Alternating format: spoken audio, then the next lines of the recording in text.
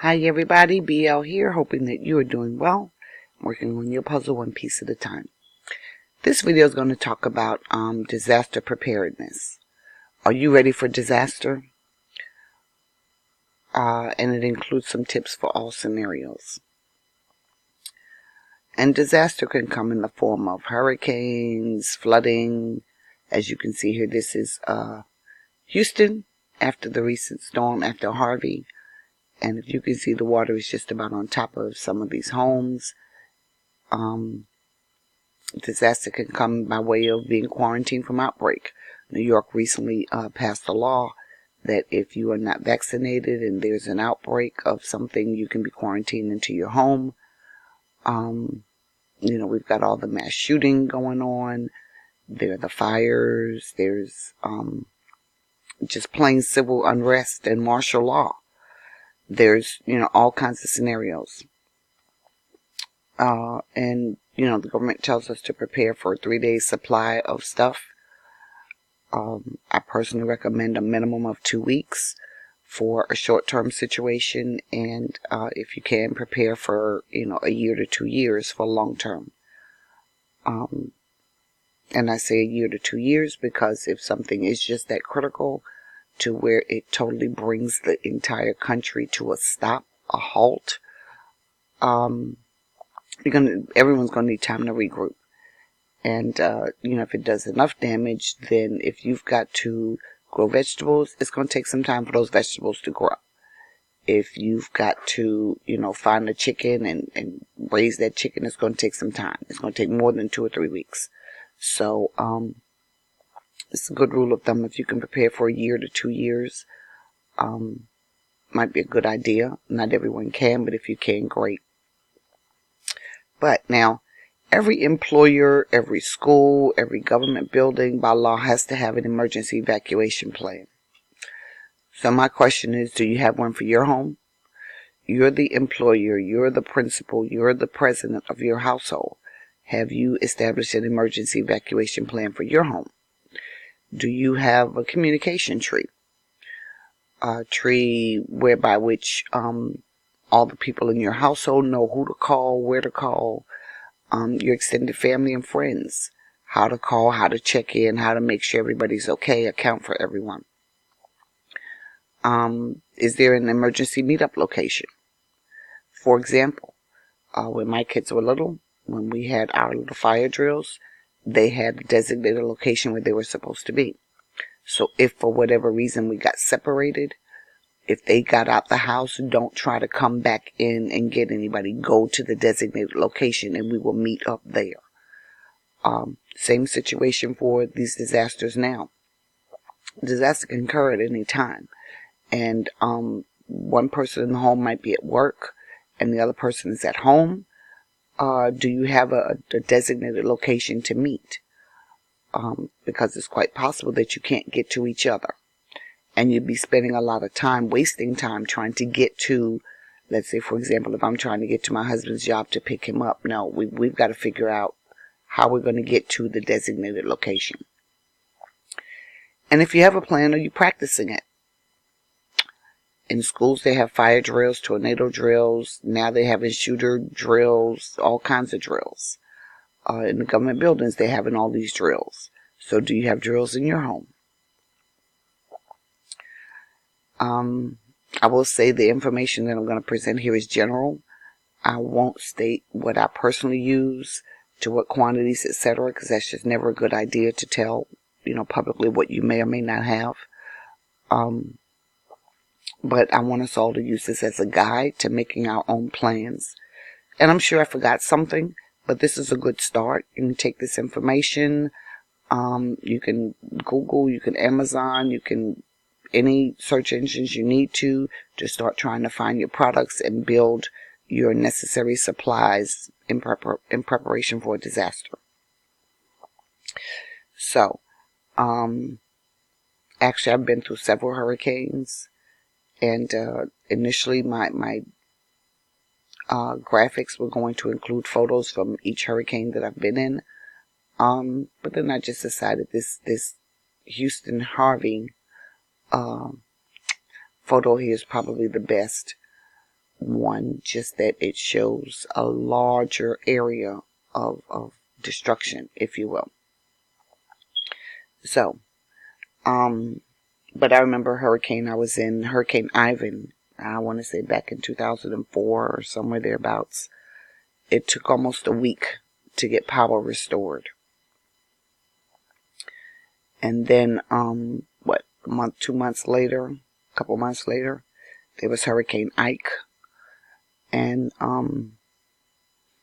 me and my crazy self, I decided to, seem like we were in a break or the eye of the storm or whatever it was. Actually, I heard something hit my roof, and I wondered what it was. So when it seemed like the winds had calmed down a little bit, I'm out in the pitch dark trying to see what I could see. Couldn't see anything, but I was sure trying. But in Hurricane Harvey, it took, over a week to get water off the ground, to get the roads back to where we could start trying to drive the roads. And it took longer than that to be able to navigate the city. Glad I don't live in Houston, but I had business in Houston, and just trying to get in, it was just, you'd have to go miles and miles out of your way just to cross the interstate to get to the other side to get into the city. And then there was a storm in the Caribbean here recently. I can't remember the name of it. It was after Harvey, so it was the next year. I think, my family, they had backup supplies in place. But, the homes took severe damage, and still, supplies can get lost in the storm. And the supplies that they did have still weren't enough, or got lost or damaged in the storm, and it took weeks to get stuff shipped into them. Just because the Postal Service, stuff was shipped and it was received, but it took weeks for them to get it from where it was shipped to, from the designated shipping location. So just the logistics of getting things done will be thrown off in any kind of disaster. So, we also think that the government has been sharing with us that we should be prepared for alternate power sources for a minimum of 6 months. We've heard very clearly that our power grid is vulnerable and subject to go down. So, I think, 6 months, but I personally really think we should recommend or prepare multiple alternate power sources as well, but for a longer period of time. Because we just see, if 3 days supply of stuff for a hurricane is not accurate, it takes twice as long. They're saying 6 months for power, take twice as long. But I just want to go over a few things that we may need to that you're going to want to look at.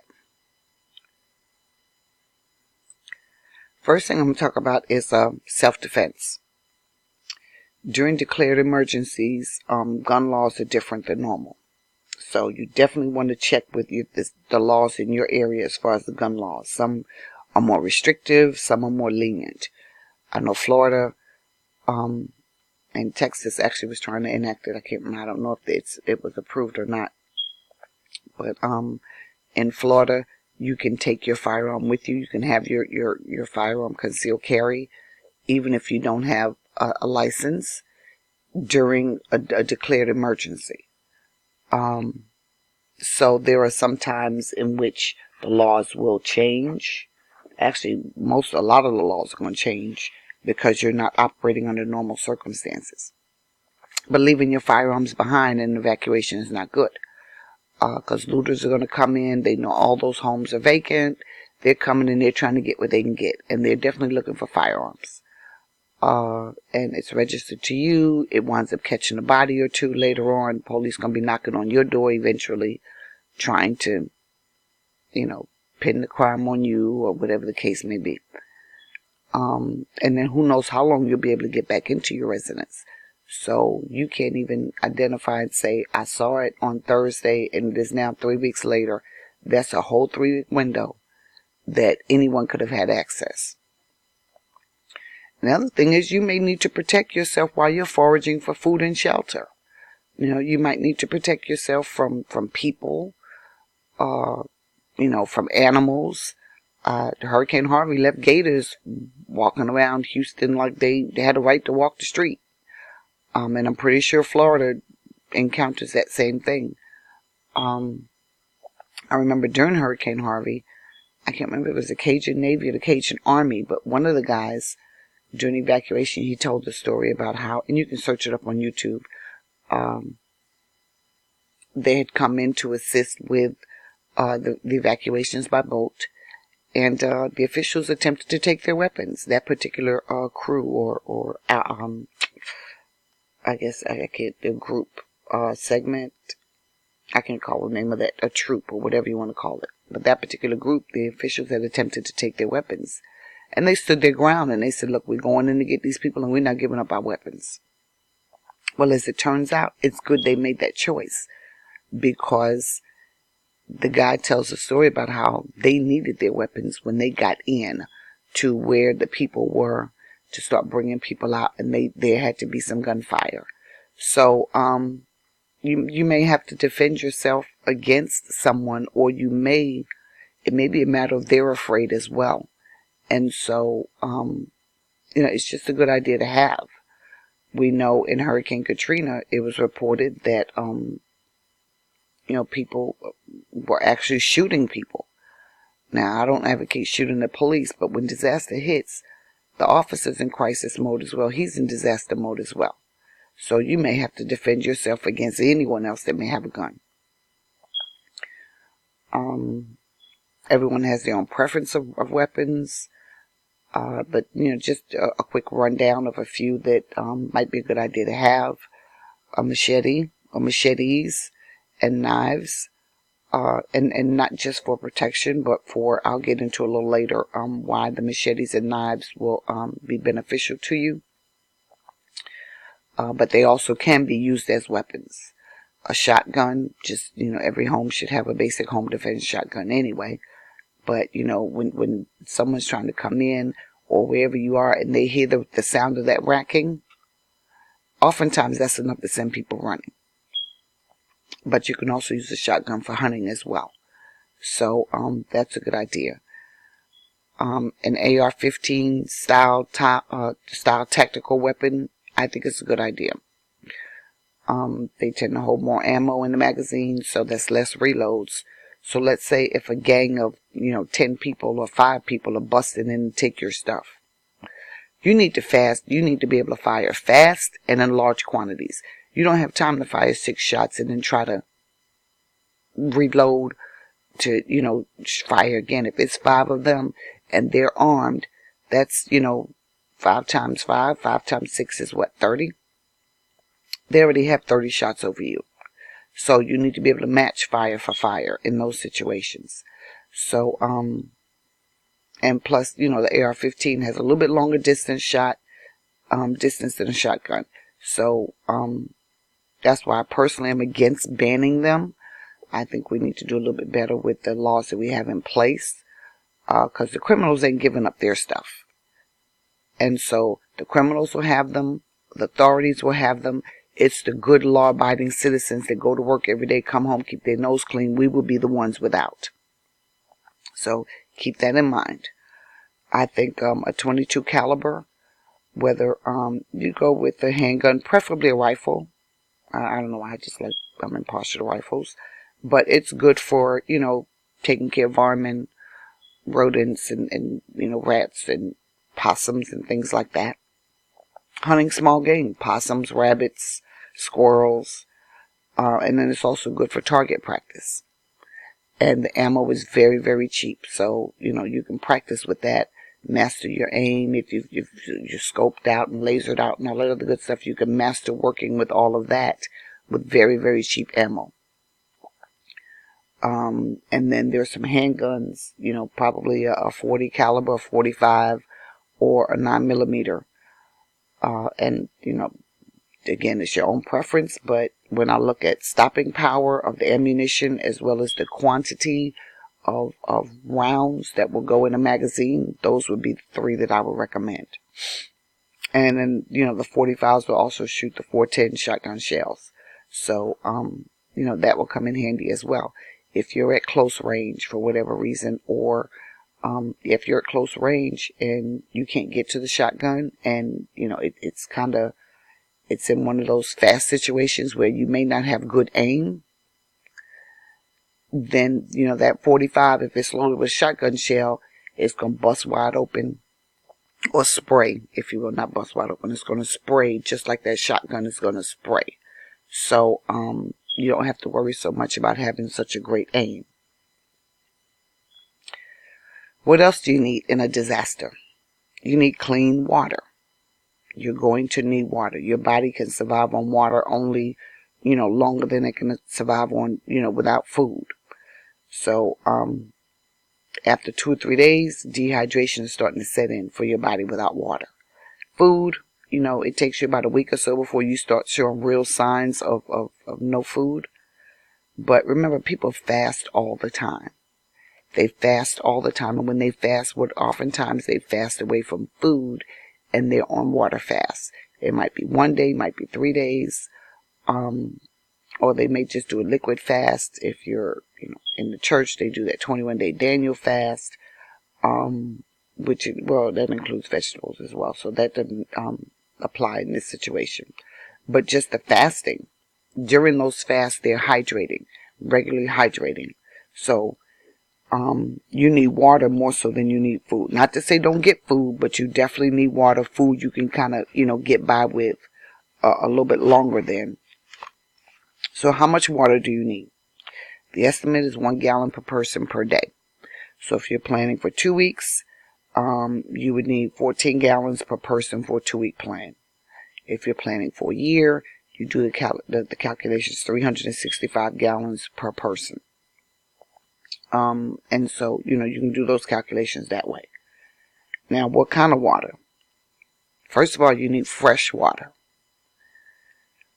We all grab, a couple cases of bottled water, and that's fine. But it's not always practical, especially for the long haul. It's going to run out. All those plastic bottles, you have to deal with the trash of it. The environment is an issue with that. As well as if you have to tote it, it can get heavy. So keep that in mind with all those little bottles of water. There are other things like water cisterns. And if any of you have been to the smaller towns, you remember in just about every small town, there is a big old blue, sometimes a green water tower. It's sitting somewhere in the town. A water cistern has the same concept, and it allows gravity to help the water come down. Some cisterns will be buried, and if they are buried, then there needs to be some sort of pumping system to bring that water up out of the ground to where you are. I know on Amazon and Walmart and all the other stores, they sell water barrels. So, you can get them various sizes. There's a 30 gallon, I think a 50 gallon, 55 gallon, all these different sizes. The biggest thing you want to make sure is that you ensure that they're food grade containers. Don't just go get any barrel just because it looks like it'll work. Because if it's not food grade, the material that it's made out of will seep into your water. And, you don't necessarily want that in your water. You're already in a state where you can't necessarily go to the doctor and get stuff taken care of. So the last thing you want to do is intentionally be introducing unnecessary harm into your body. Also think of, there are smaller, 1 to 5 gallon containers. And they're made of various things, plastics, Mylar, and just whatever else. The biggest thing about water is purification. Accessibility once it's in whatever you have it in, and to rotate the water out. Water purification is big because, remember, flowing water stands less of a chance of sitting bacteria and parasites. That doesn't mean it's safe. That just means it stands less of a chance of bacteria being in it by default. Standing water, you can almost bet is going to have some sort of bacteria and parasites growing in there. So water purification is a must. The other thing, once let's say, for example, you got a water barrel, a 50 to 30-gallon barrel. Once that water is sealed, once that barrel is sealed, you're going to need a way to do what? To open that barrel and to pump that water out of there. So now, there are pumps that you can buy to go with those barrels. Or there's also some barrels that come with a little water spout that you can put in the side and kind of press the button and let it come down like a fountain type thing. So there are a whole bunch of options out there. Whatever works for you is fine. Just do it. Doesn't matter whichever one you choose. Whatever works for you in your household, just do it. Don't forget to rotate out. For example, if you have 355 gallons full of water, you don't want to leave that water sitting there for 6 months to a year. And there are some prep things chemicals you need to add before you do it sitting there that long, but you don't want to. After a certain period of time, you do want to go ahead and use that water and, put it in your garden, use it to water the lawn, use it in the home for cooking, for dishes, for, flushing the toilet, for laundry, whatever it is. But you want to go ahead and use it and put fresh water in. Some other water purification tips. There are tablets, there are chemicals, there's charcoal, there are various things that you can purchase to put in the water, either when it's being stored or after it's been captured and just before you're getting ready to drink it, to help purify your water. So look for that. Water storage requires you to have some sort of purification method. Look for it. There's also things like rocks, regular old pebbles. They tend to purify the bigger particles out of the water. The stuff you can see, little bugs, pieces of metal, just the bigger stuff. And then there's the good old trusty boiling water. That's what they tell us every time there's a problem at the water treatment plants in our cities. They tell us boil your water before you use it. Well, in a disaster, you can boil your water. And if you don't have a fireplace at home, plan for your gas or electric to be out. So make sure you have a grill or power source, a fuel source, some other way to be able to boil your water. I'm going to talk about fire a little later and how important that is, but you will need some sort of fire to be able to boil the water, as well as some sort of receptacle to put on the fire with the water in it. Now this last thing is something, now this is one thing I will say what we have for us, is we have water bottles. There's a particular company, and I won't call the name because, actually there are a couple different companies, but the one that we have, it's a plastic water bottle, BPA free, food grade, etc. And it has a water filter going down the middle of it. And that filter lasts for X amount of time. And then you can purchase additional filters ahead of time. So, that filter, it's got carbon in it. It takes care of bacteria. It takes care of parasites. It takes care of supposedly 99.9% of whatever pathogens, etc., etc. But the good part about it is it's more potable. I mean, it's more portable, for potable water. As you move, you can take it with you. You can take an empty water bottle with you when you go on looking for water. And if you found water, you can obtain the water, put it in there, and allow it to help filter that water out, purify that water for you. It's a lot easier to carry that than to carry a 30-gallon water drum, or even a 10-gallon water drum. So, and then each person can carry their own water. You can put a little, they come with a little hook thing on it, so you can hook it. Hopefully you're wearing jeans or something that has a belt loop, and put it on your belt loop and allow your body to help carry it. Keep in mind, many jurisdictions are banning the capture of rainwater, or they're regulating the capture of rainwater in some way.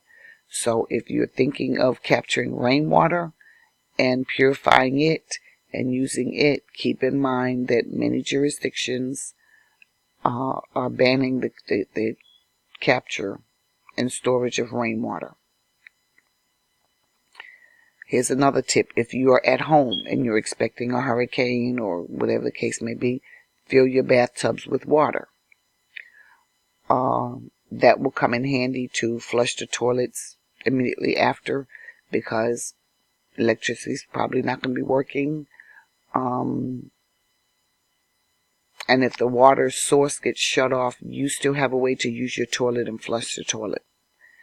You may need, depending on how long the water's sitting there, you may even be able to boil that water and use it for consumption. You can use it for brushing your teeth, to wash up. If you got your soap and water, you can wash yourself up and whatever. So, filling your bathtubs with water, that's, right there. I don't know how many gallons a bathtub fills. If you've got a big old jacuzzi tub, then you can probably take on a little bit more water. Because I don't know too many people going to use their water to heat it up and take a long, luxurious bath when disaster is going on outside. So, now let's talk about food. So, of course, with food, we know we need the non-perishables, the pantry items, whether it's canned goods, rice, beans, crackers, things like that. Many stores sell, a 72-hour kit for 1 person, 2 person, 3 people, 4 person, family, household, whatever. They sell a 1-week kit. They sell 2-week kits, 30-day kits, etc.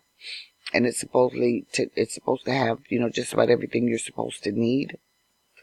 Well, and that may be fine to start with, but make sure you check that kit.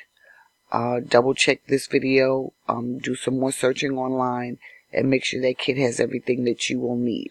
Because that kit was commercially put together as a baseline, but every one of our situations are different. So you want to make sure that all of the needs that represent your household will be covered in that kit. And do the appropriate calculations as far as food goes for your household size. MREs, you can purchase them ahead of time, and they're okay for short-term stuff, but they're, if you've got to transport, they can get cumbersome, they can get heavy, and, that's a lot of energy you have to spend transporting MREs if you're going to be moving about for 2 weeks. You will spend a lot of energy toting it when you can go with something, not as heavy, if you will. Like their energy bars, protein bars, things like that. Now again, we're in survival mode. So you're in survival mode. If you're vegan, you may have to rethink your vegan diet during that temporary time frame. If you're a vegetarian, if you're, a straight up meat eater, whatever it is, your diet, for survival, you may not be able to stay on your diet. So just keep that in mind. But, and in the meantime at home, you can still prepare rices, brown rice, white rice, whatever rice, beans, crackers, again, protein and energy bars, canned goods. Don't forget the can opener. Actually get 2 or 3. You can go with some small canned goods, just because they're easier to tote if you need to tote. And then, if you're going to be at home or whatever your alternate location may be, the number 10 cans, the big industrial size. And don't forget the special can opener for that, because a regular can opener, won't necessarily open those big cans. I've done it because I had to, and it is a nightmare trying to get it done. Yeah, of course you can use a knife, but in a disaster, do you really want to dull the sharpness of your knife trying to open that can when you can just be prepared and get an appropriate can opener ahead of time? Keep that in mind. There's the freeze-dried foods. Now this is good for the vegans. If you're, vegan, if all you do is veggies and fruit, you can freeze dry them. And all you need to do is add, hydrate them and then eat them, as you need them. I recommend that everyone get some heirloom seeds. Heirloom seeds they would be seeds, not preferably the non-GMO seeds that you can use to keep reproducing that same pole beans or snap beans or pumpkin or tomatoes or whatever it is. And just get a variety. Definitely get some herbs for seasoning, for medicinal purposes. Because, the truth is, if disaster carries on for 6 months to a year, before things can stabilize, before you're in a stable position, or at point of starting to have to look for food again, you would be able to have planted those seeds, and hopefully something within a year is going to start producing.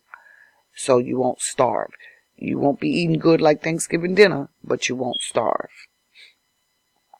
And then I also recommend, if you can, go ahead and start gardening now, even if it's just potted gardening, just so you can kind of begin to familiarize yourself with it. And get a book or get 2 books. Get them now. Don't wait until, they say, okay, we got a hurricane coming and this one's going to be bad and it's going to, knock everybody down for 4 months or whatever. Go ahead and get it now. Add this as part of your kit or your emergency preparedness.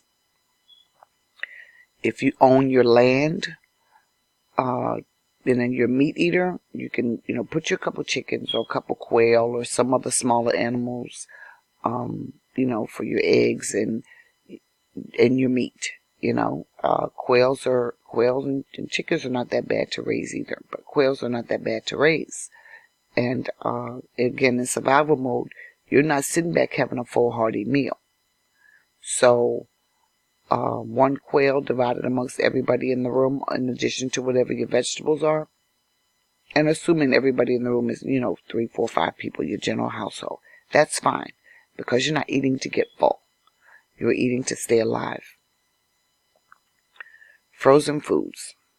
If you're home, keep in mind, the more stocked your freezer is, the more likely your food will stay frozen. You'll be okay for a longer period of time without power. Just don't open it so much. Each time you open it, some of that cool is going to come out. One thing we did one year, I think Hurricane Ivan we were in, or was it Ike? I can't remember. One of the storms we were in. I repositioned the food such that things that I knew we would eat quickly, I kept in the refrigerator. The things that I knew I wanted to leave in the freezer, I made sure I packed in the freezer. Because, they always tell you a couple of days ahead of time the storm is coming. Pack it in the freezer. Turn the freezer up higher so everything gets good and rock solid. So that by the time the power is out, things have begun to thaw out to where I'm ready to eat it. And I have had to give away stuff. Y'all, let's cook this stuff up because my freezer's gone. My stuff is thawing out and we don't want to waste it. But as long as you keep stuff as rock frozen as you can and keep that freezer door closed, it'll stay frozen a lot longer. It's almost as if those frozen objects act as additional cold source for the other objects, and all that cold is bouncing off of everything and keeping everything in there cold. Now let's talk about fire. Fire is absolutely necessary. It's necessary for warmth, for cooking, for, I mentioned water purification earlier and boiling your water. And there are different ways you can do it. You can have a propane stove. You can have a grill. You can have a camping stove, wood burning stoves, even the fireplace in your home. There are many different ways you can have a fire. And if you're in a tent out in the middle of the desert, and not in the middle of the jungle or the woods somewhere, with a fire starter and some wood, you can start a fire there. Excuse me. For those of you who have gas fireplaces over the wood ones, yes, you will clog the gas lines, but in survival, does it really matter? Make sure you have the wire rack, the wire rack, and if you haven't purchased one, you can take the one from your oven. Have a couple bricks on hand to make sure that's elevated up enough. And you place your pot right on top of it and, light your fire in your fireplace. You already have the mechanism in place built so that that smoke can travel up and out.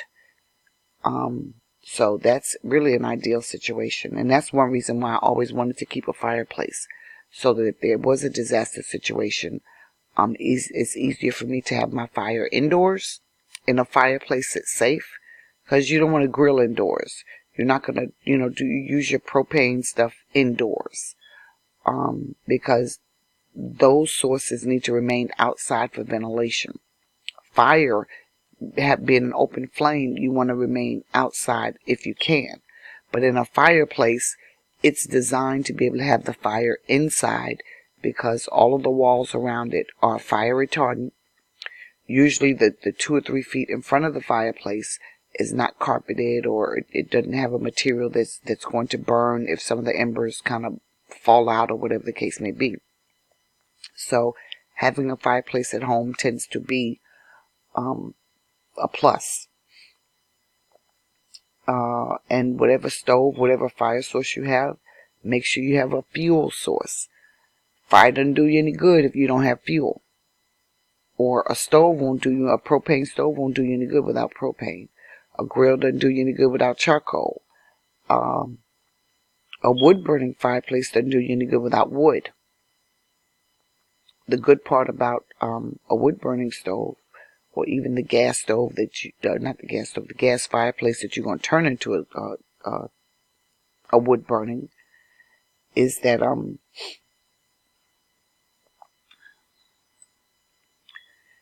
if push comes to shove, most of us have furniture around the house that we could bust up. When we run out of wood, we run out of trees, we run out of anything for firewood.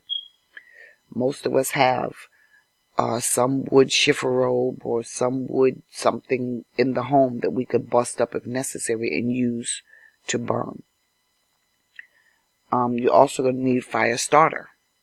You're going to need matches, and I recommend getting multiple different kinds, as well as you can get a flintstone fire starter, and there are a bunch of different options out there. I recommend you get 2 or 3 of the options, test them, try them ahead of time, so that you're familiar with the process. Oftentimes, if you're needing fire, you don't have light. So you're sitting there trying to figure out how to use a fire starter and it's pitch dark. So, and you'll also need something to help start the fire, in that you maybe small twigs if you're doing a wood burning fire, or you can purchase the starter logs or the little chunks, I forget what it's made of, for your fireplaces to get the fire started. You can even use paper. You can use regular paper if you're at home. If you got kids, grab their notebook, throw a couple sheets of paper in there, get that fire going, and then start adding your wood slowly. You want to douse the fire out completely with the wood, or smother it out with too many big pieces of wood, small enough to let those woods catch, and then you can go with something bigger depending on how long you're going to be awake to monitor the fire. And that's the key thing. You never want to leave a fire unattended. You really don't even want to go to sleep with the fire burning. And in disaster mode, especially the early days, I don't even recommend that everyone in the house go to sleep if you're at home. Or even if you're out in the street or out in the woods somewhere, I recommend someone stay awake to be security or to watch what's going on, because you're not the only one in that situation. And people will loot, they will get desperate, and you'd be surprised what people will do to get their needs met. Now, what about light? You can't see during the day. Of course you can see, but sun's gonna go down, and come nightfall you're gonna need light. So of course you can have a variety of candles, you can have lanterns and oil, and when we were younger, our grandmothers called them hurricane lamps. You can do solar, battery, or hand crank powered flashlights. Remember, if it's battery powered, remember to rotate your batteries. You don't want to buy 4 packs of D-cell batteries for flashlights, and they sit in your kit for a year before you get ready to use them, and they have almost no juice in them. So rotate out your batteries. Chargers. 1 year I was able to, and I think, 1 year I was able to provide power to my battery chargers. So I was able to keep my batteries for my devices charged the entire time we were out of power. Solar is better right now. As long as the sun is there, you can get power. So if you have chargers that are solar, you can still keep your flashlights charged, or the batteries for your flashlights charged. Now when it comes to candles, I recommend you get the candles in the glass jars. Just because you don't want to have an open flame. That allows opportunity for further disaster. So what I have done in the past is I kept a candle, one of the jar candles, in every single room. That didn't mean they were all burning at the same time, but wherever I am when the power went out. So there was a place at one point I lived, and it seemed like every time it rained, we lost power. And so, and that's what we had to do until the electric company finally got in there and figured out what the problem was and dealt with it. And actually what they were doing is they had a precautionary measure in place. Once their lines got full to a certain degree with water, the power automatically shut off. So it might rain for like 2 hours straight, a thunderstorm, and if enough water filled that line, the power went out. So, and we had to do some complaining to get that taken care of. But what that taught me was have candles in every room, because you don't know when the power is going out. And so you can just light a candle and walk with it around and do whatever it is you need to do. And then you can get the individual candles to supplement or to add once the initial candle is out. All you have to do is burn the bottom end of the candle, get the wax loose, and stick it right down in there, and it will stick and it will hold. And then you light it, and it still has a glass covering around it. But again, you don't want to have open flames. Open flames just leaves room for further disaster.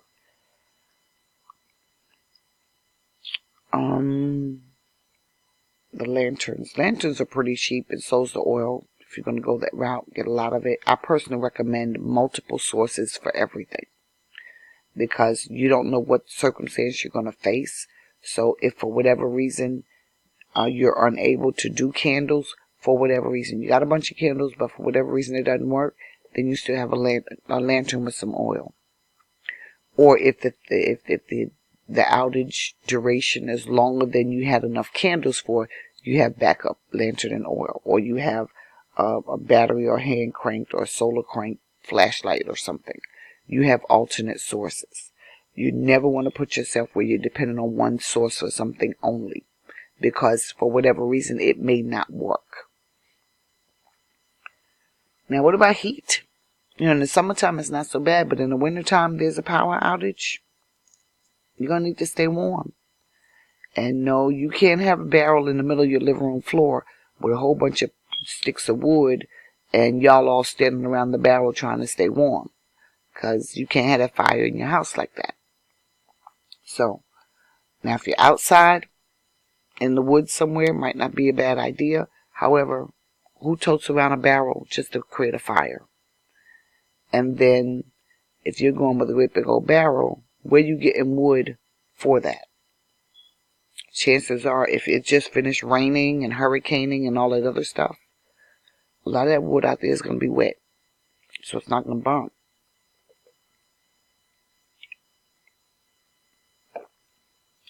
So I recommend, besides the regular propane stove,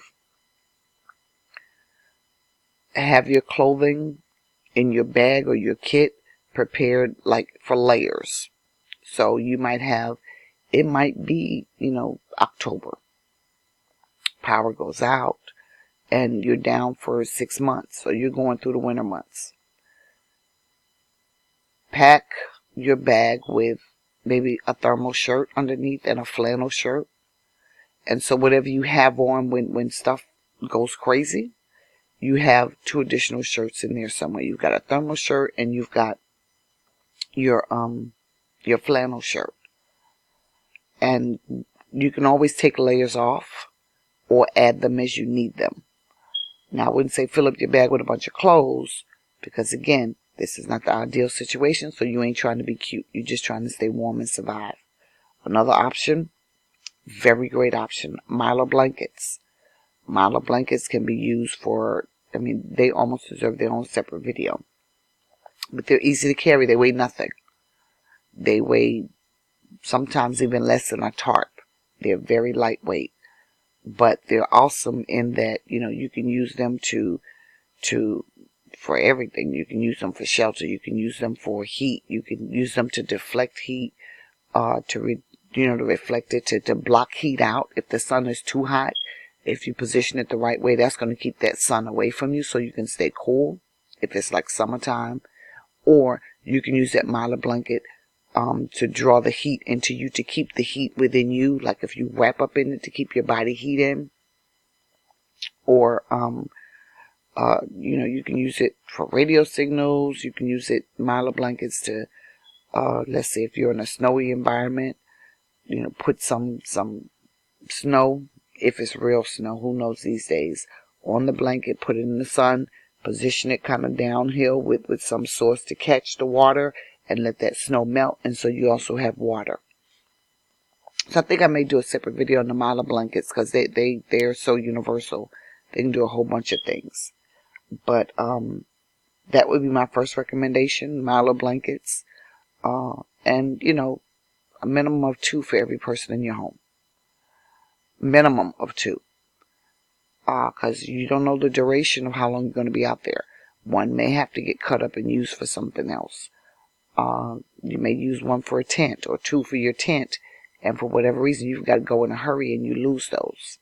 So at least you can use, if you have a minimum of 2 for everyone in the home and they've only used 1 each, you still have 1 left. And that buys you some time to create another shelter source to help deflect some of that cold weather. Now, what about shelter? If you're at home, great. If you're sheltering in place, or, stuff has gone crazy, but you still are at home and you can remain at home. If everyone's on some sort of restriction where they can't leave the home, whatever, that's awesome. You're at home. You're in an environment that you know. So if the lights are out, you have a better chance of being able to navigate those rooms because you know the area. But what happens if you're in the car? That's where they get the term kind of bug out bag, if you will. You want to have a kit. And actually, I'm going to talk a little bit about that. You want to have a kit that has a whole bunch of stuff in it. But if you're if you're not at home, if you're in the forest somewhere, or in the woods, or just out in the open, in the desert, you need protection from the sun, from the rain, from the elements, etc. Regular tarp can be a shelter from rain. You can use it to make a tent.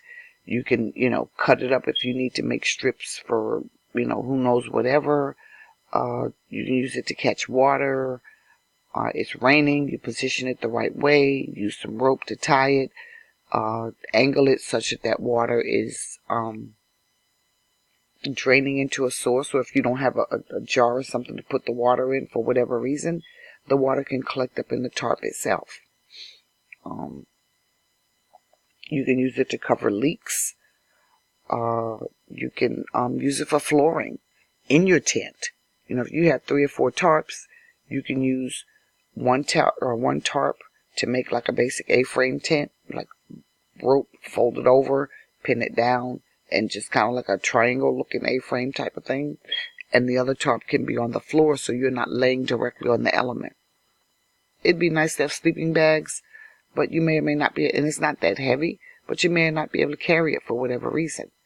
So if you've got to lay on the element, load a whole bunch of leaves down, put that tarp on top of that so you're not laying directly into the leaves. You can, just there's a whole bunch of different options when it comes to making shelter, but these are things I recommend that you try. Get some tarp, get some Mylar blankets, get all of this stuff I've been talking about, and go in your backyard on the weekend and just practice doing it. Okay, kids, especially now that the weather's still warm. Okay, family, we're going to camp out in the backyard. We're going to pretend we're in disaster. So that if it doesn't go well, you can still go in the house. But you really want to try to survive through the night out there. Making a tent. You can buy a tent, yes, but again, that would be great for long-term stuff. For short-term, tarps are fine. Mylar blankets are fine. Now let's talk about medical. Whether you have medical conditions or not, medical kits are going to be necessary in any disaster. Somebody's going to cut their hand. Somebody's going to step on the wrong thing. Something is going to happen where you're going to need to provide first aid. But your kit should have the first aid supplies. It should have any medicines that are necessary for your household, for your situation. Basic over-the-counter stuff, Tylenol or whatever the case may be. It should have some antibacterial stuff, Neosporin or whatever. Pain reducers. It should have wraps, all different kinds of wraps and bandages and gauze and that's that. Maybe a ace bandage or two, etc., or 3 or 4, because you can even use those to make splints. 2 pieces of wood and a couple band-aids or a couple of gauze, not gauze. So what do I want to say? The wrap can turn into, that's a splint right there. You don't actually have to have a splint. 2 little twigs of wood or 2 pencils or 2 anything that's straight. Or, if it's your leg, you've got to find 2 chunks of wood, or you may have to cut them down that are long enough to carry the area. Maybe it's your knee, to go across your knee to keep your knee positioned right. So the ace bandages are excellent for stuff like that, because you put the 2 pieces and use the ace bandage to go around, hold them in place, you're good to go. But specifically in your medical kit, you also want to have masks. Air quality is, probably not going to be the best in the situation. Definitely for some foreseeable time. You definitely want to have your herbs or your alternate methods that'll help you with infections.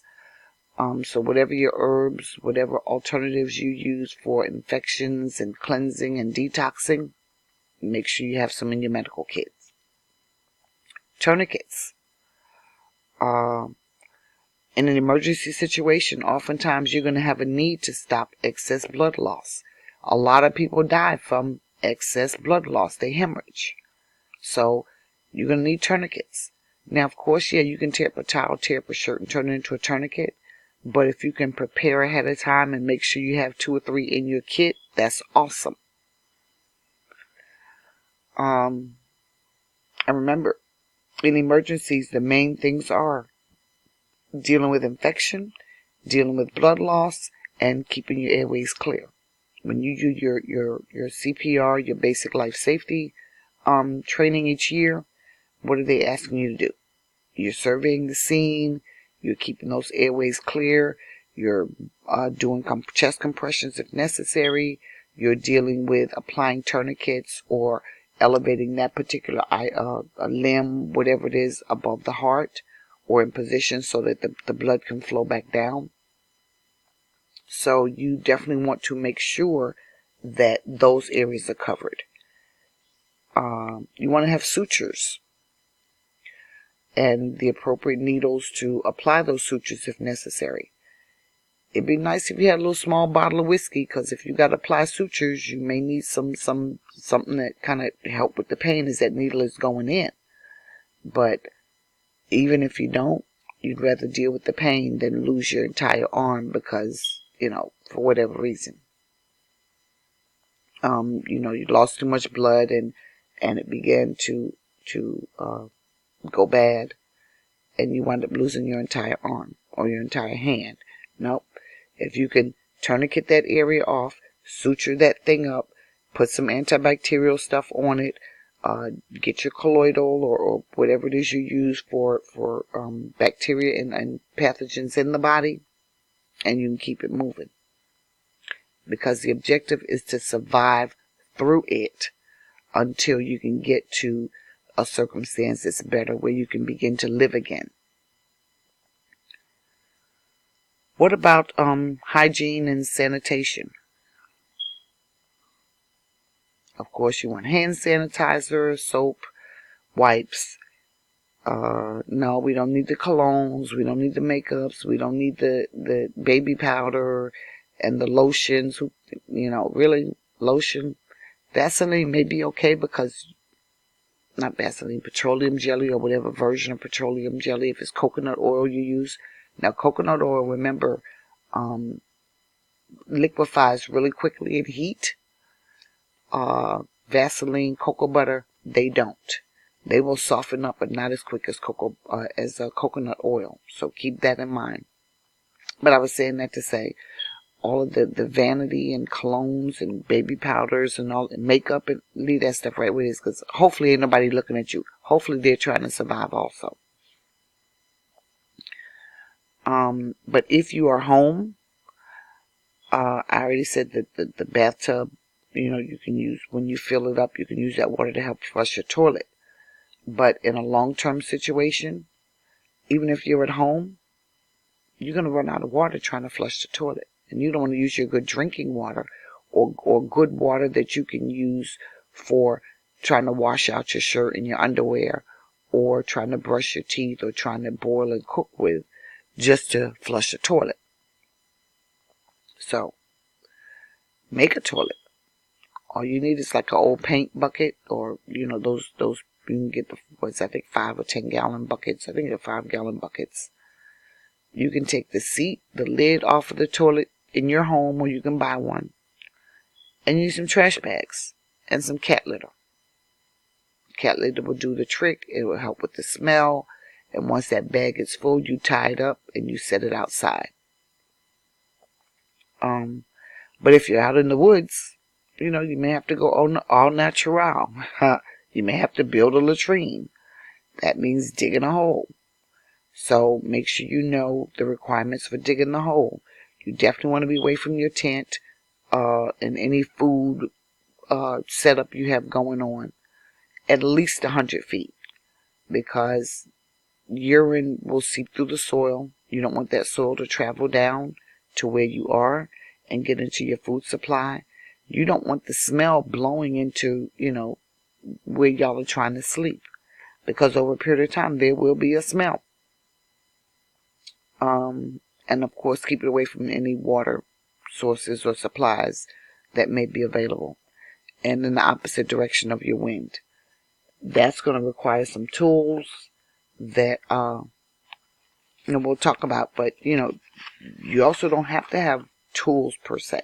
If you find the right stick, you can use that stick out there in those woods and dig your hole for your latrine. Just as long as you're, minimum of 100 feet away from water, from food, from your tent, or whatever the case may be. Now, what do you use to wipe with? Most people are not going to run around with a 24 pack of Charmin tissue. You may need to use a rock. Hopefully you have found one that's soft, and not soft, but smooth and kind of, smooth out, not some hard something. You may start out with tissue, but, over the long haul, you're going to run out of tissue. You may need to take a towel and cut it up into pieces, because actually then it's reusable. It's washable. You can rinse it out. If you're in a stationary location, you can rinse it, hang it, or set it out to dry and use it again.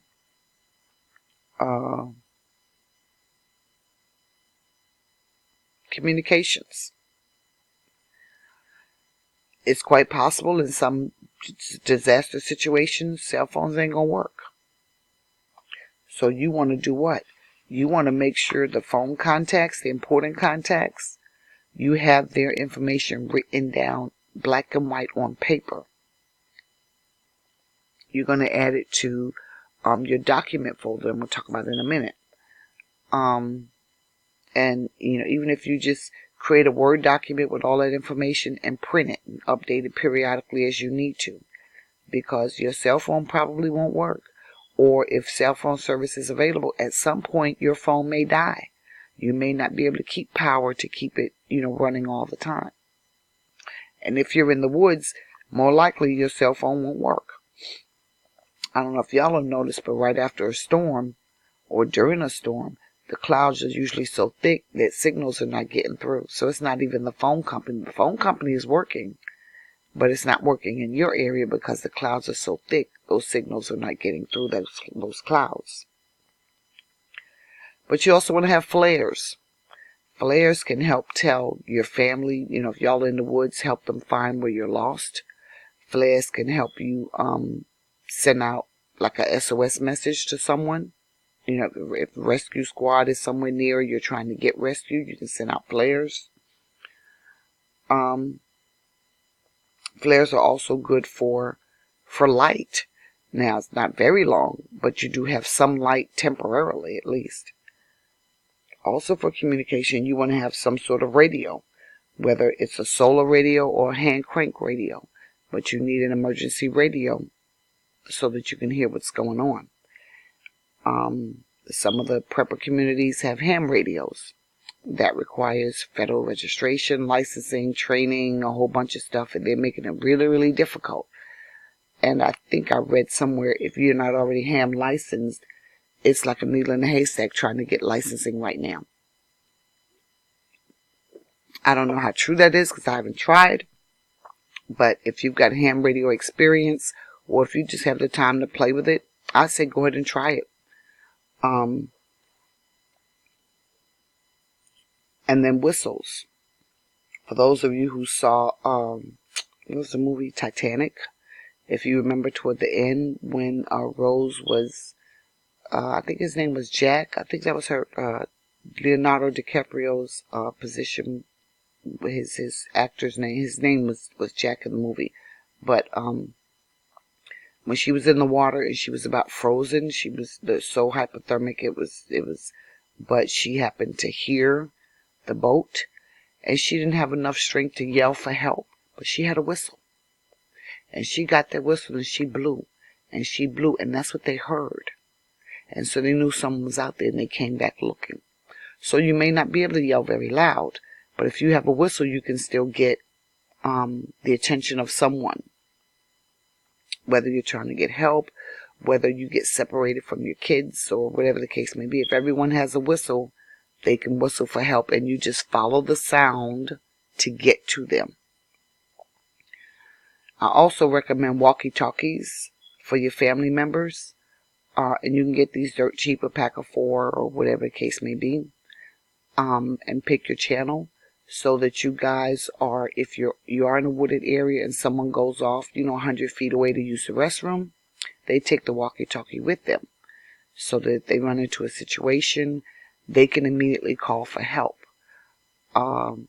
Because they may not be able to scream for whatever reason. Some people freeze and they can't, especially children. They freeze. They don't know what to say if they see a bear or a snake or whatever.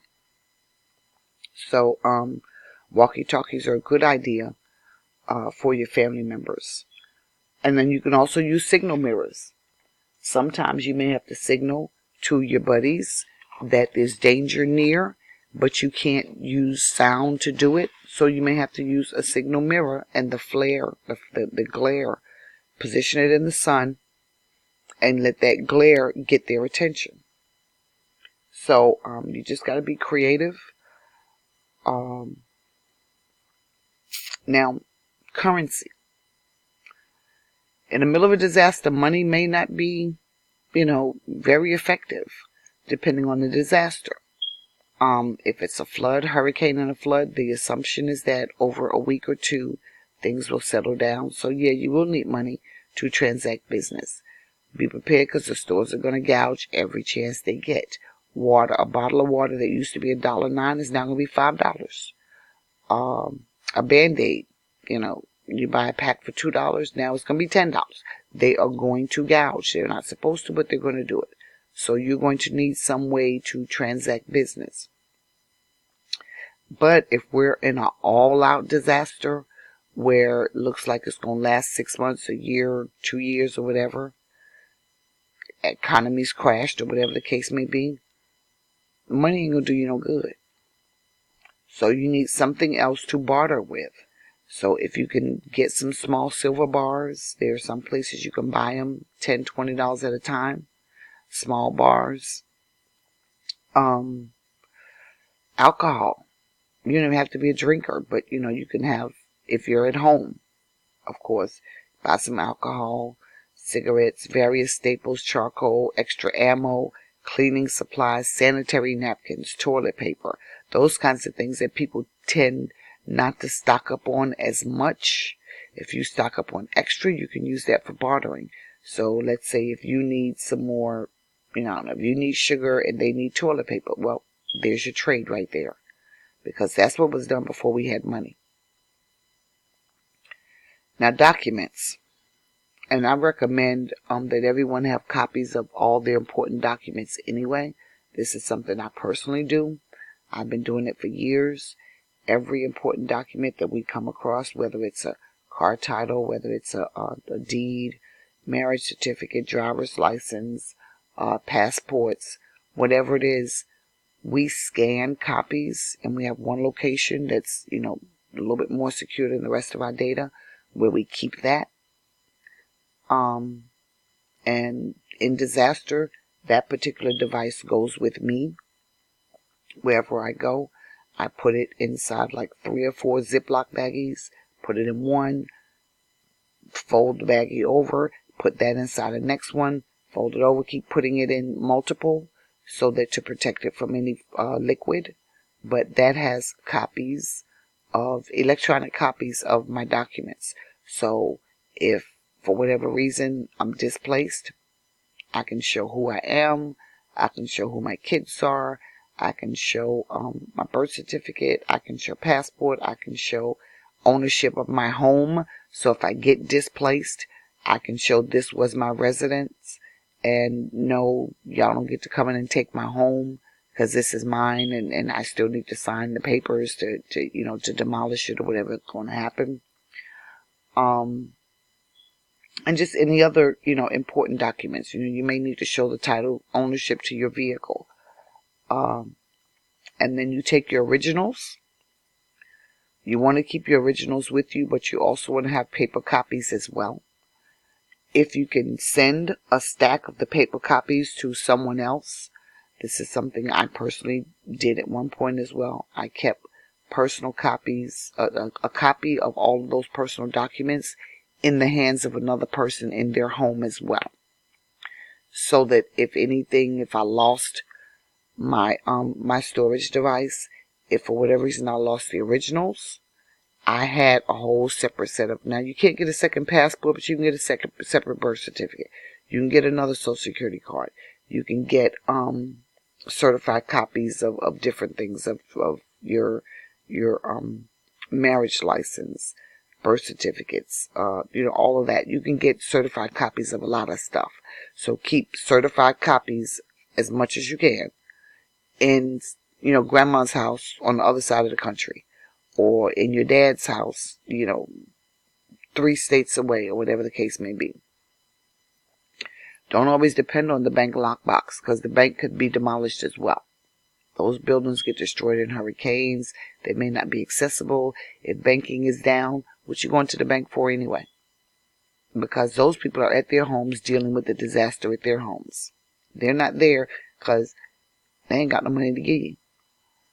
And so they're definitely not going to want to be there listening to everybody rant and rave and carry on about getting money that if the economy has crashed, they have no money to give. So they're not going to open the door for you to go in your safe deposit box. But make sure you put them all within plastic. Now, one year what we did was we put the documents, we got them all in the plastic, the way I do everything up, and then we put them inside of a cooler. Because for some reason that year I just felt like we might have to, kind of move. Not really move, but, we weren't going to be stationary in the house the whole time. And so we put all the water sensitive stuff in plastic, multiple layers of plastic, and then we put that all inside of a cooler. Remember, water coolers are flotation devices. So, if nothing else, tie the rope. If you've got to wade through water, the cooler will float. Tie a rope onto the end of that cooler, tie the other end onto your belt loop. You don't have to try to carry that cooler. You don't need your hands for the cooler. The cooler is going to float and it's going to roll with you as you're going. Or it may be that you have to use that cooler to help yourself float. So if you've got your papers in multiple layers of plastic, you can stick it down inside the back side of your pants, like in between your pants and your underwear. And that way you still have it. And if there's some water that's it's not going to get saturated or whatever the case may be. Maybe a drop or two, but with all those layers, it probably wouldn't even get wet at all. I also recommend that you get hunting and fishing licenses, whether you intend to hunt or intend to fish, although you should practice a few times. Governments or the way the laws are written, if you're not authorized to hunt, if you don't have a hunting license, then the last thing you want to do is be picked up and deported to one of the locations, one of the camps, because you were hunting without a license. You're out there trying to get, rabbit for dinner, but you don't have a license to hunt. So, same thing with fishing. You don't want to be somewhere with, you found you a nice, good tree, you done found you some line, or you use your paracord or your rope or whatever it is you use. You created a net, and you're fishing, trying to survive, and you don't have a fishing license.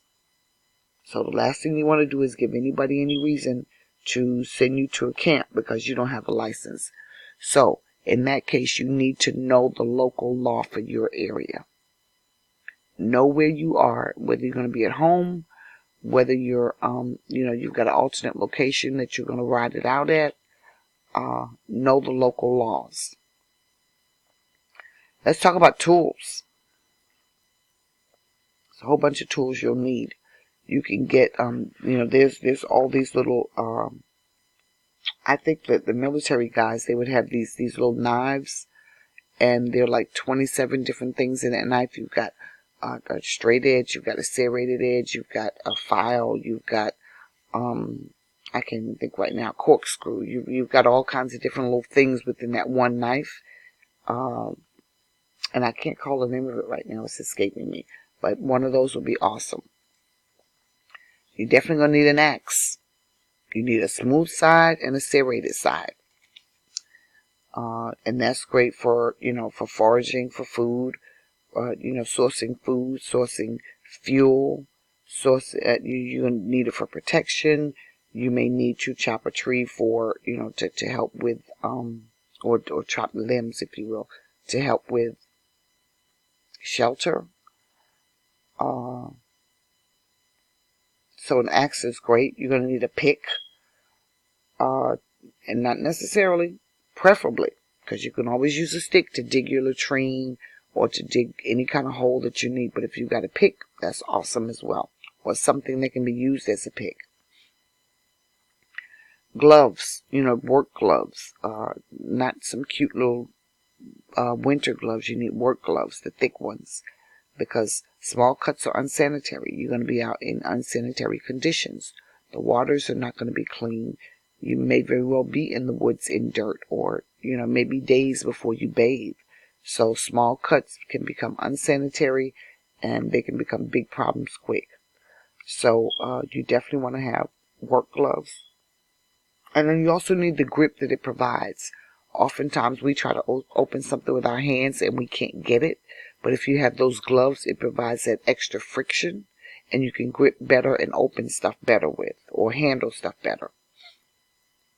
You're going to need wrenches. If you've got to shut the gas line off at home, or, all those water barrels, that 30-gallon water barrel, that 55-gallon, there are certain wrenches that you need for those. Make sure you look at everything you'll need a wrench for. and make sure you have those wrenches. Rope. I can't stress enough how important rope is going to be. Different lengths, different colors, rope. You can use rope. I already talked about tying the water cooler. Rope is good for just so much, if someone's got a if they've got a hoist up, your kid falls down a hole in the latrine, go figure, and you need to throw the rope down to help pull them out. If you're going somewhere and you need to establish a return path, even if it's a matter of your kids, if they're going to the latrine, if you've got a rope, 100-foot rope, you can tie that rope on one end at the tent where you are and tie it over to the, near the latrine, so they can follow along that rope to the restroom and follow their way right on back. But ropes are excellent for securing things, anything.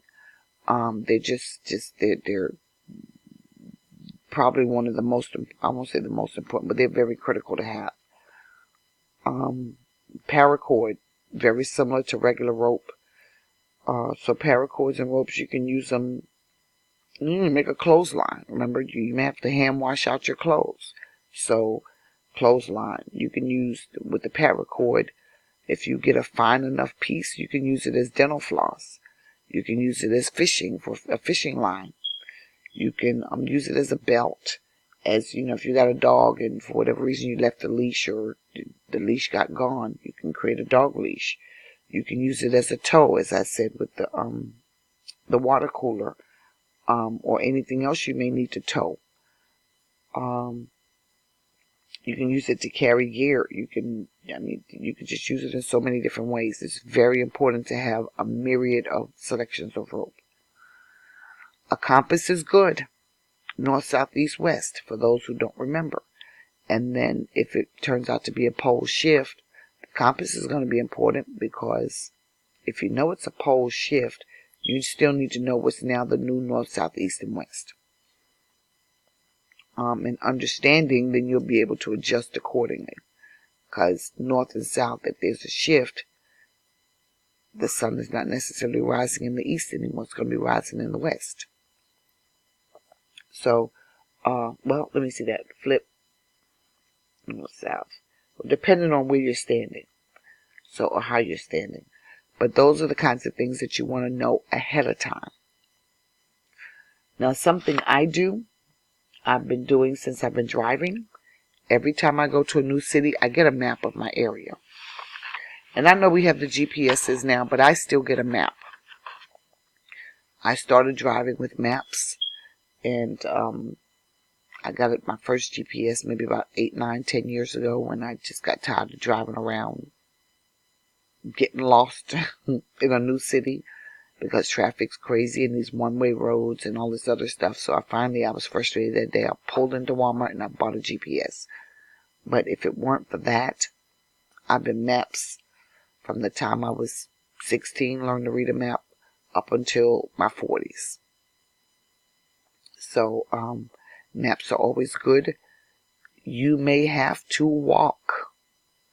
It may be that you have to walk from your house to, your sister's house or your cousin's house or wherever. And the roads are impassable. The road that you normally take for whatever reason is impassable. So the map you can pull out, find you a dry spot somewhere and pull that map out and look for an alternate route to get where you need to go. And I mentioned the machete. You can use it, like I said, for defense. If you've got to, you got to. It's your life or theirs. So if you got to use it for defense, for foraging, for hunting, for clearing brush so that you can walk through, for cutting.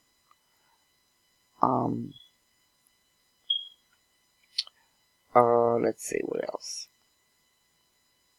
I guess that's about it in that category.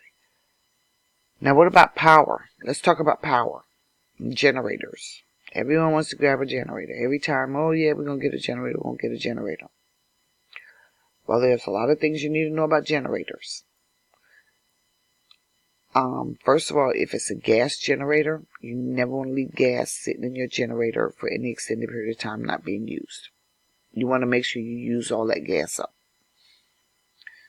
But the gas that you're going to keep in your storage container, or the diesel fuel, whichever it is, whether it's gas or diesel, you want to rotate that out. You don't want to leave it sitting in the gas container for 6 or 7 months, and then you think you're just going to pour it in your generator or in your car or whatever and use it, because that gas is settled. It is now gunky, or I don't know how to describe it, but it's not good gas at that point. It needs to be treated before you can use it again. Or depending on how much it is, you want to toss it away. Who knows where you're going to toss it though. Now one thing I used to do is I would do 2 weeks. I would fill up my gas container and leave it sitting there for 2 to 3 weeks. And after that, I would take the gas out of the container to fill in my car, and I would refill the gas container at the pump. So that way, I'm rotating my gas out. Because bad gas and any sediments in there will fail your equipment quick. So what good is a generator if you just put bad gas in it and now it's not working? Also with generators, remember you need an inverter. You need something to change that current to usable current. If you don't, you're going to blow your equipment.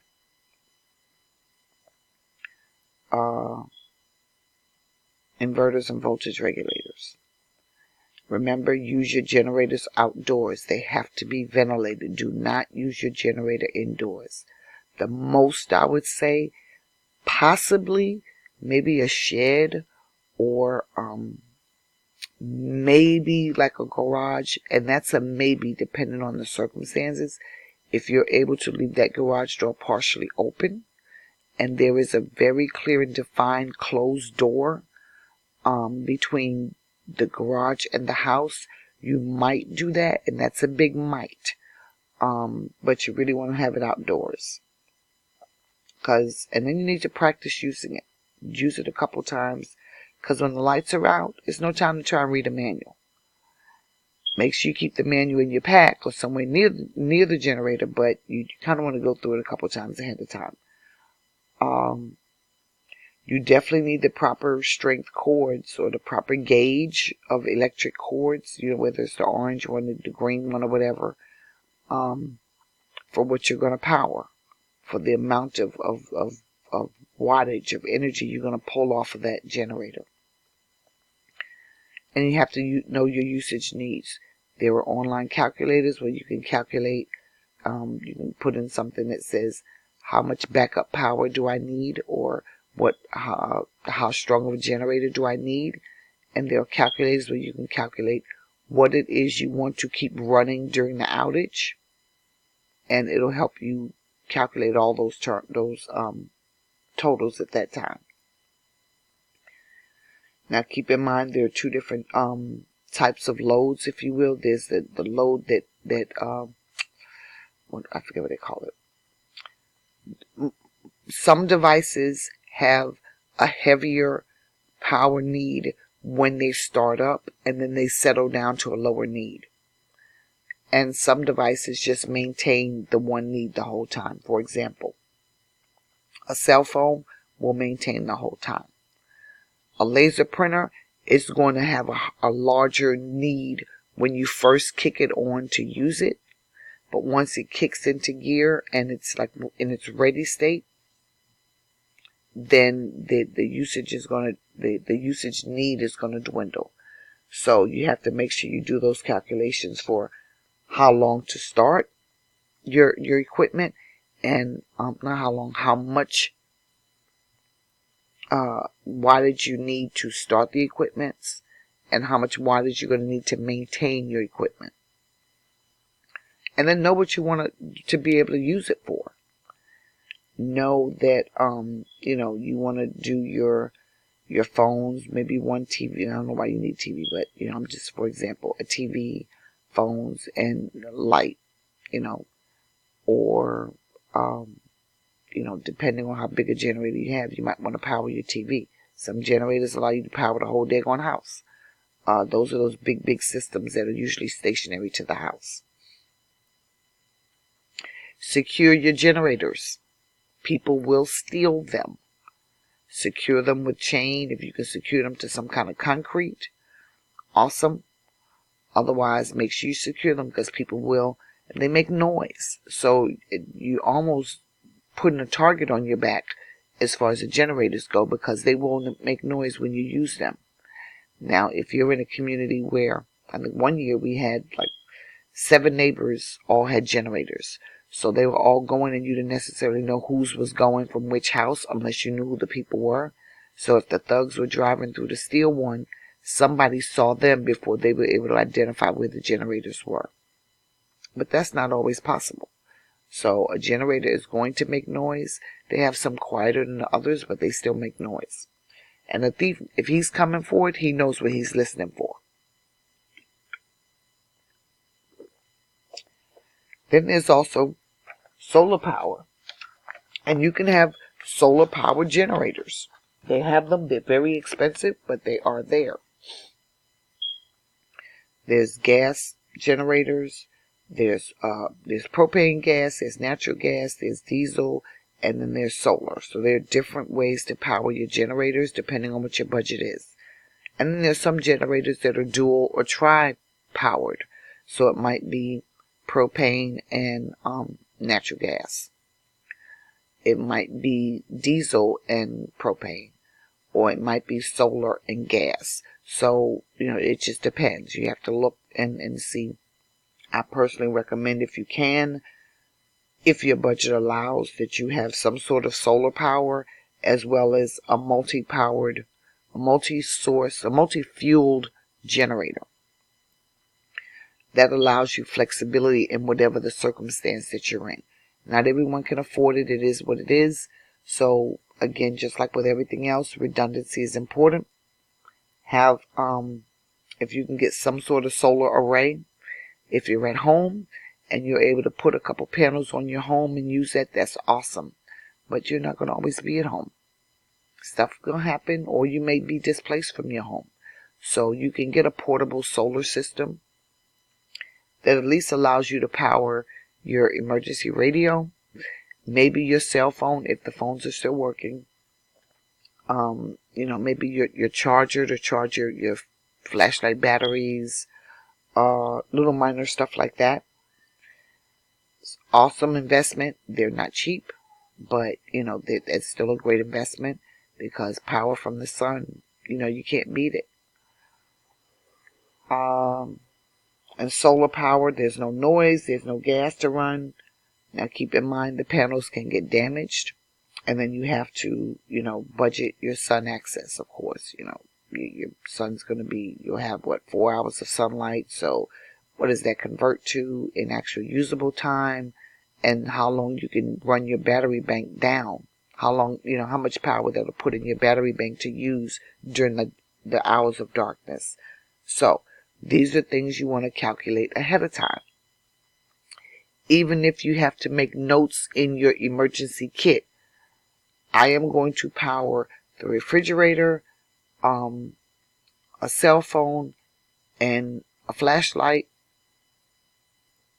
and maybe my battery charger. Those are the 4 things I'm going to power with my generator.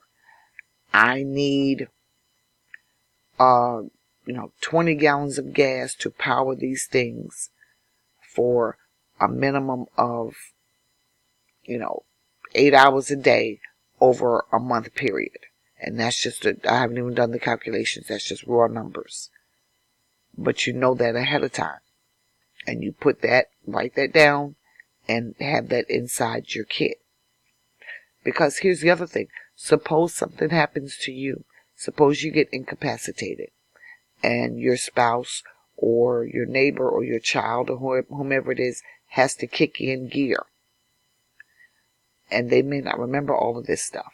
So, but they can open that kit and they can see, okay, well, the calculations have been done. I can run this for this amount of time.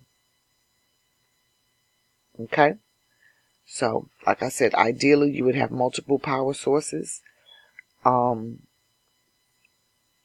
ideally if you can get a generator that has more than one fuel source, that's just, that's optimal. And I think one storm, we didn't have a generator. And so here's where the creativity comes into play. This is where thinking comes into play. I remember back in the blackout of 77 in New York. Blackout 77, blizzard 78, yeah. Blackout of 1977 in New York. I watched as the families, we were allowed to be outside. I was allowed to be outside after the street lights were off. Go figure. But we all were. They pulled up, they opened the hoods of their cars, they started connecting the street lights to the batteries in their cars, and they turned those cars on and let them run so the battery don't drain. They connected a stereo system, music. People pulled out grills. We started cooking. We had a block party. So we partied most of the night through the dark, through the blackout. But the girls and I were in a storm, and I didn't have a generator at the time, but I had a full tank of gas in the vehicle because we had noticed that the storm was coming. So I had a full tank of gas, and I had my 2 extra gas tanks.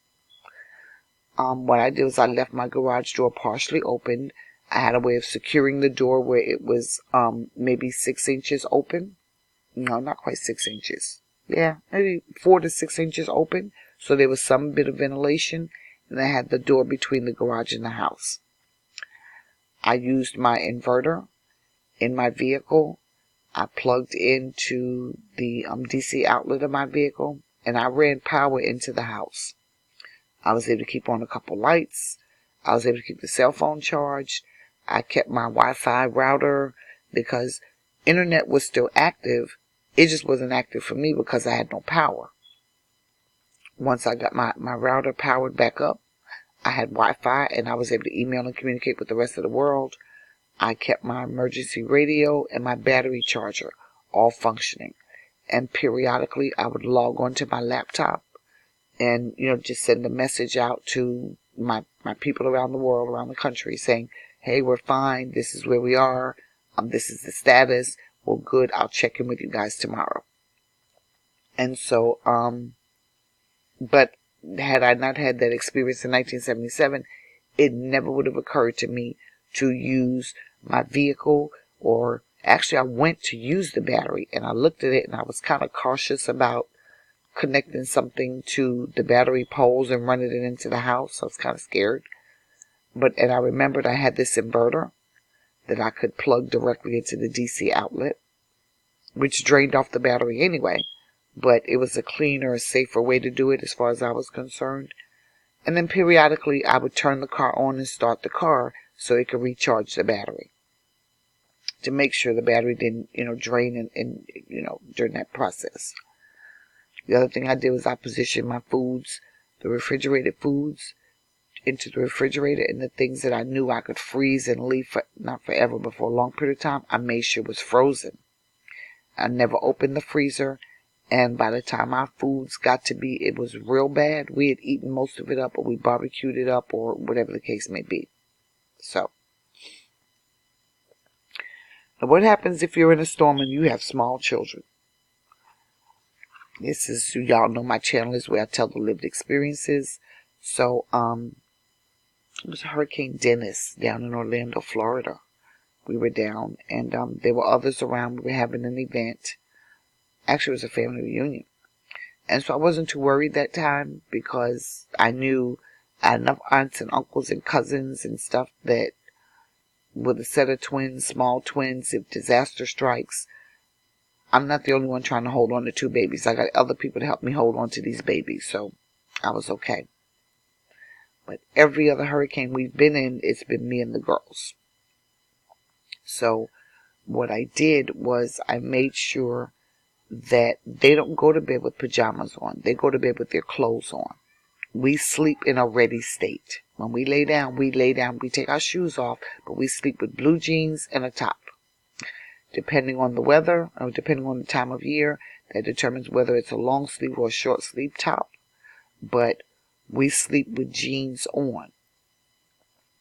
The other thing we did was I made sure they had belts. The jeans had not belts, belt loops. And I tied rope along their belt loops. And with each loop, I made a knot. So I would tie the rope, run the rope through, make a knot. Run the rope through the next, make a knot. Run the rope through, make a knot. And I went all the way around. And then I took that same rope and I tied it to me. And I ran it through my belt loop the same way. And I gave it some distance. It wasn't like we were 2 feet apart. I gave them, 4 feet or some 3 or 4 feet, something like that. But, so it wasn't like we were glued at the hip. And then I ran that, when I finished with me, I ran the rope to the other child. So that way, if for whatever reason a tornado came and took the building and, whisked us away to the Wizard of Oz, like in Dorothy, or in The Wiz, or, we're having to navigate water and floods and the current is strong and trying to pull us. I don't have to try to hold on to children, stuff, myself, and whatever we're trying to anchor to. Those ropes, every belt loop and the knots would have had to come loose on each kid in order to have separated them from me. So I depended on the rope to help hold them. Because you can't fight the pressure of water, of wind, of, holding stuff and trying to hold them kids. So you use the ropes to help you for all those who have small children. Even if it's a baby in your arms, if you can position them put them on something that has some kind of loops and tie around, so as you have the current trying to fight,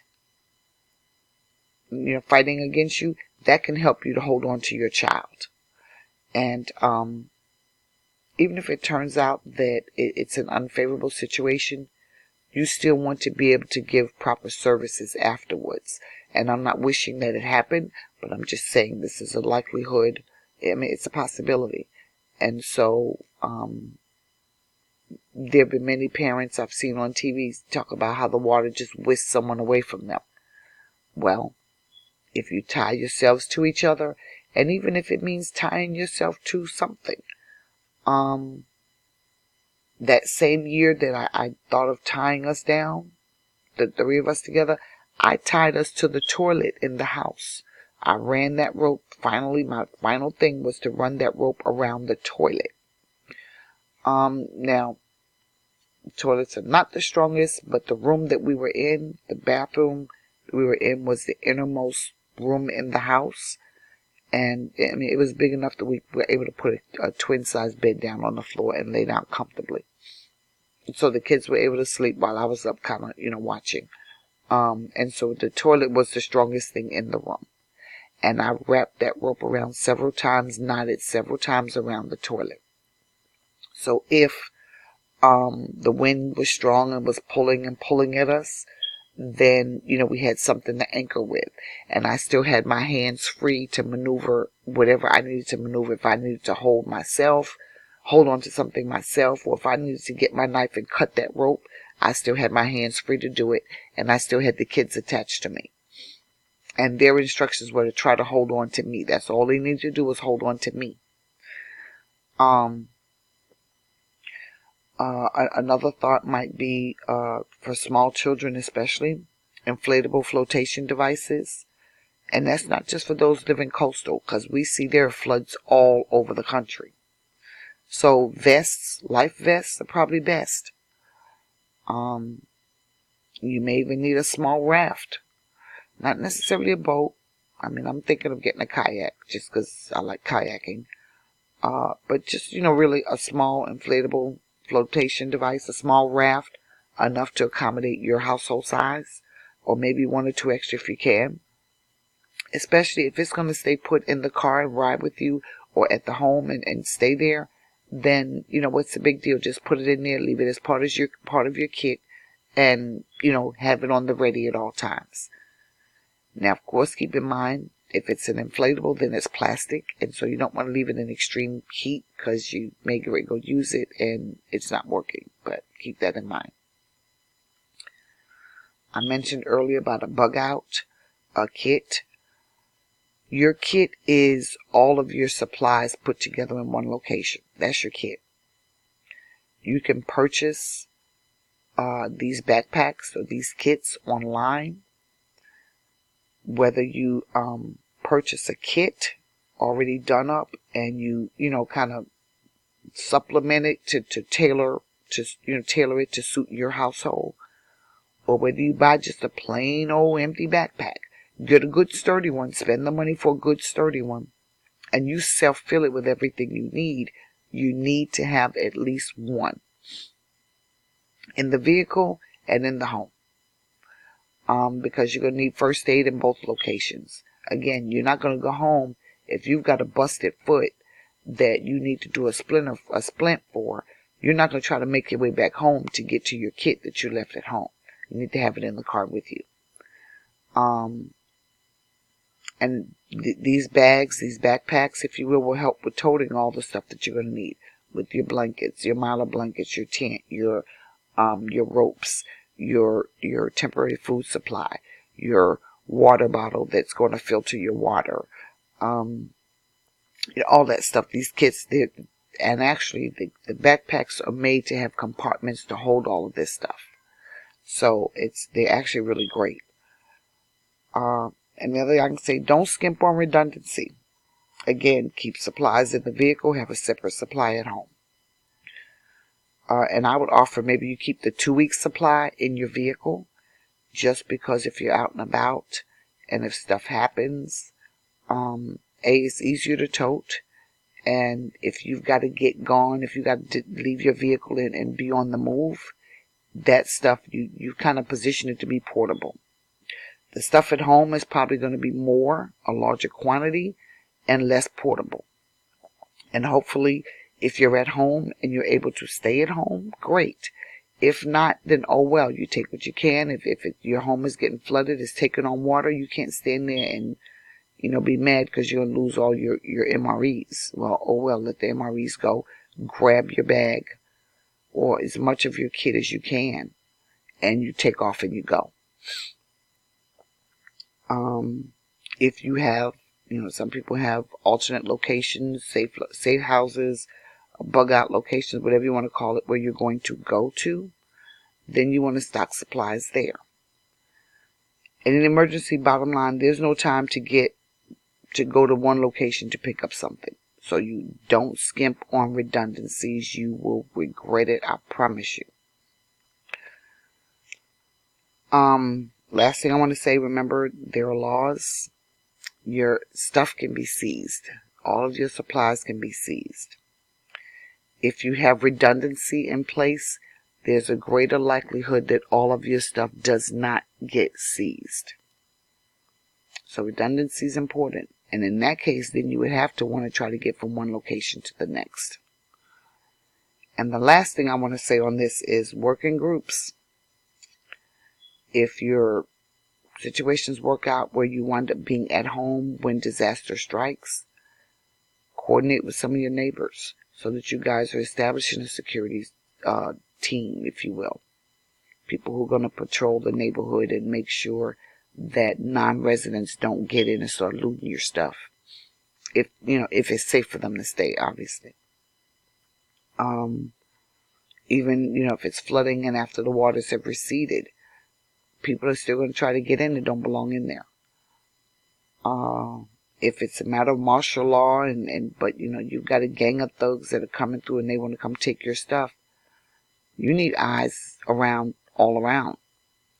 For example, the old lady that lives two houses down from you, if everyone knows that there's an old lady that lives there, they're probably going to go for her house first. So hopefully you guys have established rapport to where you're watching for her. And maybe you even had her come to your house so she's not in her house by herself. And whatever supplies she's got, you've moved over to your house. So that, you guys are working together and she's there, she's safe. Because in a disaster situation, you're going to need hunters, you're going to need security, you're going to need gatherers, you're going to need babysitters, you're going to need somebody to deal with the cooking, you're going to need somebody to deal with, just filtering the waters. Everyone's going to need to do. So much stuff is going to need to be done. If you have a group of people, you can get more done in a shorter period of time.